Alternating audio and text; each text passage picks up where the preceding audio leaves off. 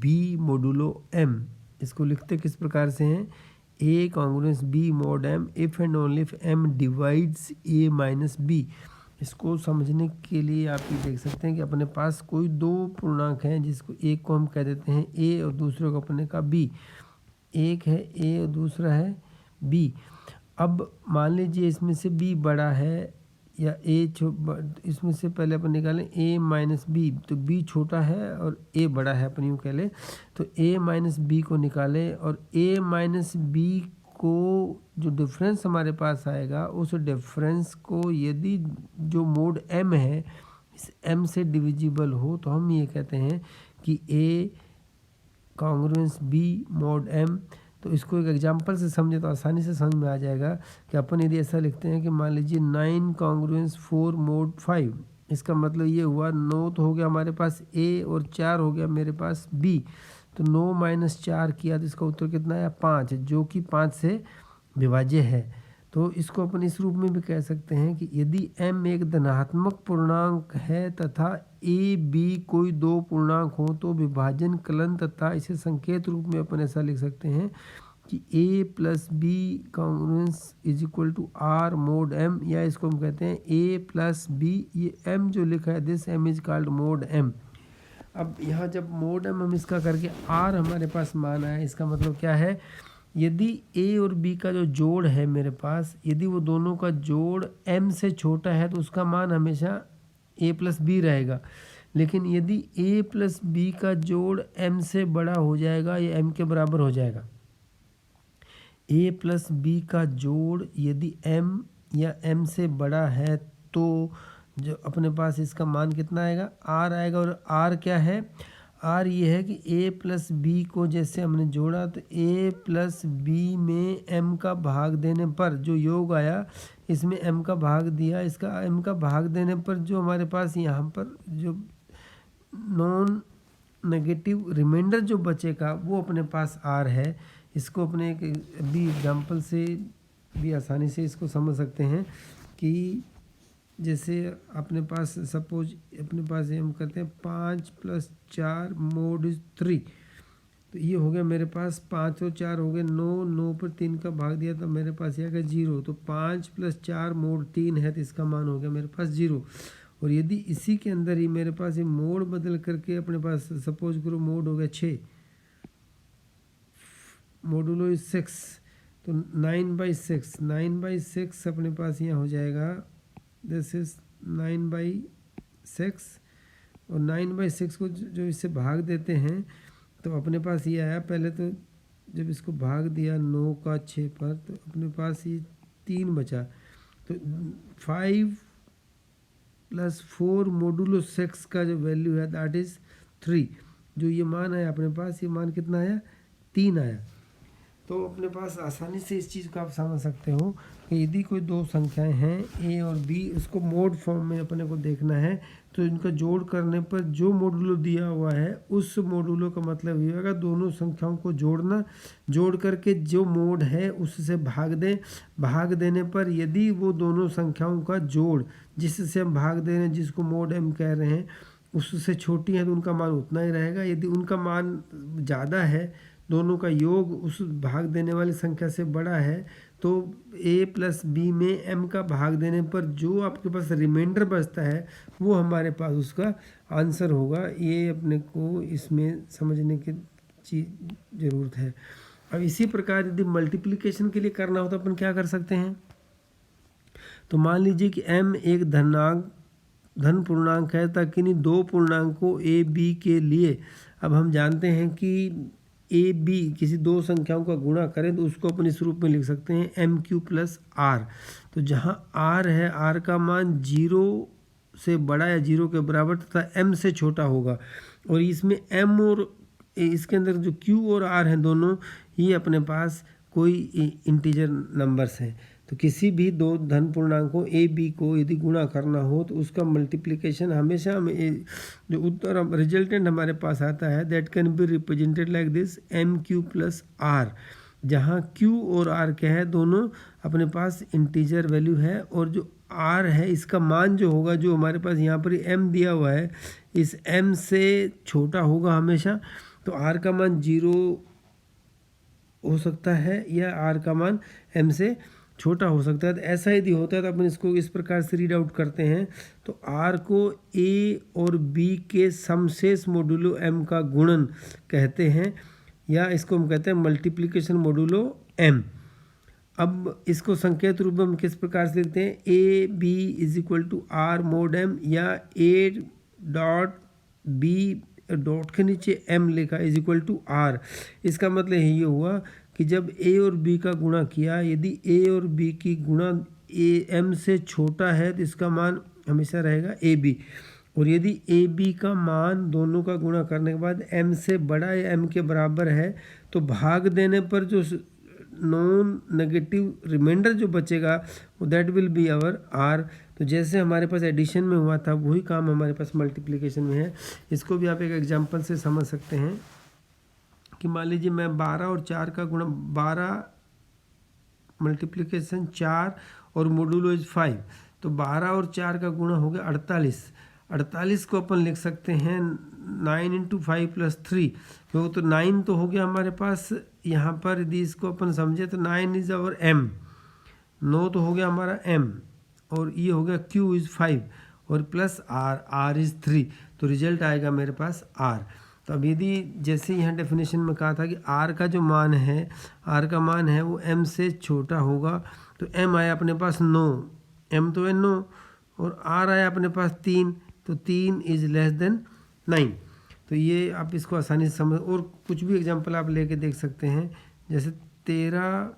Addition modulo 6 अपने पास यदि 5 करते हैं तो इसका मान कितना आएगा। अब इसका मान आप देख लीजिए, 65 को अपने टुकड़े करिए, 65 को हमारे पास 6 से जब अपन भाग देते हैं तो अपने पास कितना आएगा, अब 10 तो पूरा चला गया, तो 10 इंटू 6 प्लस 5, 60 और 5 65, तो this 10 is your m, this 6 is your q and this 5 is your r. तो यदि अपन इसका आंसर यहाँ ढूंढते हैं तो 13 इंटू 5 मोडुलो 6 की वैल्यू जो अपने पास आएगी दैट विल बी 5। तो ये जो समझने की बात है कि चाहे हमने पहले एडिशन के लिए किया था या मल्टीप्लिकेशन के लिए, कोई भी जो 2 नंबर दे रखे हैं उनको यदि हम गुणा करते हैं, गुणा करने के बाद अपने पास जो मोडुलो दिया हुआ है उससे भाग देंगे, भाग देने के बाद जो रिमाइंडर हमारे पास बचता है that remainder is our R, और इसको जो कहते हैं मोडुलो। तो A into B modulo M is equal to M Q plus R, जिसमें एम और आर के मान अलग अलग आ गए। इसकी एप्लीकेशन के रूप में हम देखते हैं तो अपने पास एक सवाल करते हैं, ऐसे बहुत सारे एग्जांपल्स अपन कर सकते हैं कि मान लीजिए हमारे पास एक सेट एस दिया हुआ है जिसमें एलिमेंट्स हैं अपने पास 0 1 2 3 4, और ऑपरेशन अपने को दिया हुआ है एडिशन मोडुलो 5। तो अपने को सिद्ध करना है कि ये अपने पास एक ग्रुप है। ऐसे सवालों को करने के लिए अपने पास सबसे पहले अपन इसके लिए कंपोजिशन टेबल बनाएंगे। कंपोजिशन टेबल में क्या करेंगे, सबसे पहले अपने पास 2 वर्टिकल लाइंस लगा के पहले तो ओरिजेंटली अपन लिख देंगे 0 1 2 3 4 सारे एलिमेंट्स, और फिर वर्टिकली लिख देंगे सब 0 1 2 3 4 सारे एलिमेंट्स। दोनों तरफ लिखने के पश्चात अपन देखेंगे कि जो अपनी ऑपरेशन है उस ऑपरेशन को हम यहाँ लिखेंगे, ऑपरेशन इज एडिशन मोडुलो 5। अब एडिशन मोडुलो 5 क्या करेगा, पहले इधर से लेकर के प्रत्येक एलिमेंट को इधर से देखिए तो ये अपने पास 0 में 0 0 हो गया, 0 इंटू 1 1, 0 इंटू 2 2, 0 प्लस 3 3, 0 प्लस 4 4। क्यों, हर एक केस में इसका मान 5 से कम आ रहा है, तो जहाँ मान 5 से कम आएगा वहाँ इसकी वैल्यू जितनी है वो आएगी, क्योंकि हमारे पास डेफिनेशन क्या थी, a प्लस बी एम, यदि इसका मान इससे छोटा है तो this will remain a plus b if a plus b is less than m, और इसकी वैल्यू हमारे पास हो जाएगी r if a plus b is greater than और इक्वल टू m। तो अब अपने पास यहाँ से लिया 1, तो 1 में 0 को ऐड किया, this is 1 which is again less than 5, 1 and 1 is 2 which is again less than 5, 1 and 2 is 3 which is again less than 5, 1 and 3 is 4 which is again less than 5, 1 plus 4 is 5, 5 को 5 से divide किया, reminder is 0। तो हमारे पास जब इसको भाग देते हैं तो 1 आ गया, शेषफल कोई भी नहीं है, शेषफल नहीं है तो अपने पास क्या आया, 5 को 5 से भाग दिया तो 1 होने के बाद शेषफल इज 0, तो इसकी वैल्यू अपने पास आ गई 0। अब 2 को लेंगे तो 2 + 0 2, 2 + 1 3, 2 + 2 4, 2 + 3 जैसे 5 हुआ, 5 होते ही इसका मान 0 और 2 + 4 हो गया 6 मेरे पास, तो 6 को 5 से भाग देना है, 6/5, 6/5 इज़ 1। क्यों कि जैसे 6 पर 5 का भाग देंगे तो अपने पास आएगा 5 1, तो नॉन नेगेटिव रिमाइंडर जो बचता है दैट इज़ माई आंसर, तो ये मेरे पास हो गया 1। अब 3 के साथ करेंगे तो 3 + 0 इज़ 3, 3 + 1 4, 3 + 2 5, 5 होते ही 0, 6, 6 होने पर 1 और 7 होने पर 2, क्योंकि जब भाग देंगे तो रिमाइंडर इज़ 2। 4 लेते हैं तो 4 + 0 इज़ 4, 4 + 1 इज़ 5, 5 बिकम्स 0, 4 + 2 6, 5 से भाग देने पर रिमाइंडर 1, 4 + 3 7, 5 से भाग देने पर रिमाइंडर इज़ 2, और 4 + 4 इज़ 8, 8 पर 5 का जब भाग देंगे तो अपने पास फिर वही आ जाएगा, रिमाइंडर इज़ 8 5, 1 से गया तो ये अपने पास बचा 3, तो रिमाइंडर इज़ 3, तो दिस इज़ 3। अब ये ग्रुप है कि नहीं देखना है, तो इसके लिए अपने पास सबसे पहले होता है इसकी क्लोजर प्रॉपर्टीज़। क्लोजर प्रॉपर्टी के लिए अपन क्या करेंगे कि सब यदि इस कंपोजिशन टेबल के सारे एलिमेंट, कंपोजिशन टेबल के सारे एलिमेंट यदि उस सेट एस के एलिमेंट है तो क्लोजर प्रॉपर्टी इज सेटिस्फाइड। तो अब अपन देखते हैं कि पहली रो में 1 0 1 2 3 4, इसमें भी 0 1 2 3, यानी प्रत्येक रो और प्रत्येक कॉलम में जो एलिमेंट्स मेरे पास आए हैं वो सभी के सभी एलिमेंट्स किसके हैं, every element in each row and each column are elements of S, hence closure property is satisfied। दूसरी प्रॉपर्टी होती है हमारे पास एसोसिएटिविटी। तो एसोसिएटिविटी के लिए हम कोई भी 2 एलिमेंट ले लीजिए, से 2 3 4 बिलोंग्स टू S। अब उसमें अपन ऑपरेशन लगाइए, 3 plus this is operation is 5 4, ये बराबर आना चाहिए +5। लेफ्ट हैंड साइड को सॉल्व करें तो हमारे पास आ जाएगा 2 एडिशन मॉड्यूलो 5, 4 और 3 7, 7 में 5 का भाग दिया हमारे पास आया 2, तो 2 और 2 को इसमें अपन सॉल्व करते हैं तो 4 विच इज़ लेस देन 5, तो दिस रिजल्ट विल बी 4। अब राइट हैंड साइड अपन करके देखें तो राइट हैंड साइड आ जाएगा 2 3 5, 5 पर 5 का भाग दिया तो 0, addition modulo 5 4, 4 + 0 is 4 which is less than 5 which is again 4। तो यहाँ से अपन देखते हैं कि दोनों वैल्यू बराबर आई है, left hand side is equal to right hand side. ऐसे कितनी भी 2 एलिमेंट को ले लीजिए आप, तो अपने पास हमेशा इसकी वैल्यू बराबर आएगी, एसोसिएटिविटी प्रॉपर्टी इज सेटिस्फाइड। अब एसोसिएटिविटी के बाद इसमें आता है अपने पास एग्जिस्टेंस ऑफ आइडेंटिटी। तो आइडेंटिटी एलिमेंट वो एलिमेंट होता है जो किसी भी एलिमेंट के साथ जोड़ने पर वापस उसके पास सेम मान आ जाए। तो ये मान अपन कंपोजिशन टेबल से भी निकाल सकते हैं। कंपोजिशन टेबल में यदि देखें तो हमारे पास जब 0 को लेकर ऑपरेट किया था तो अपने को सारी की सारी रो एज इट इज़ उसका ऊपर वाली का रिफ्लेक्शन यहाँ पर मिला, तो हम ये कह सकते हैं कि हमारे पास ये हो गया। और यदि कॉलम की बात करते हैं तो जब इस 0 को ऐड किया तो सारा इस 0 को लेकर के चला तो कॉलम का रिफ्लेक्शन मेरे पास यहाँ पर आ गया। तो इससे ये दिखता है कि 0 is the identity element, 0 is the identity element है, 0 बिलोंग्स टू S, अर्थात आइडेंटिटी एलिमेंट का अस्तित्व भी है। तो इसके बाद अगला जो आता है वो हमारे पास इन्वर्स है। तो इन्वर्स यदि हर एक कॉलम या हर एक रो में मेरे पास एक बार 0 आता है, तो एक बार 0 माने यहाँ 0 इज आइडेंटिटी मिलती है, तो अपन कह सकते हैं कि उसका इन्वर्स भी एग्जिस्ट करेगा। तो पहली रो में देखते हैं तो 0 का इन्वर्स 0, यहाँ पर देखते हैं अपने पास यहाँ 0 आया तो अपन कह सकते हैं 1 का इन्वर्स है वो 4 है। 2 वाले में देखें तो 3, तो 2 का इन्वर्स हो गया 3,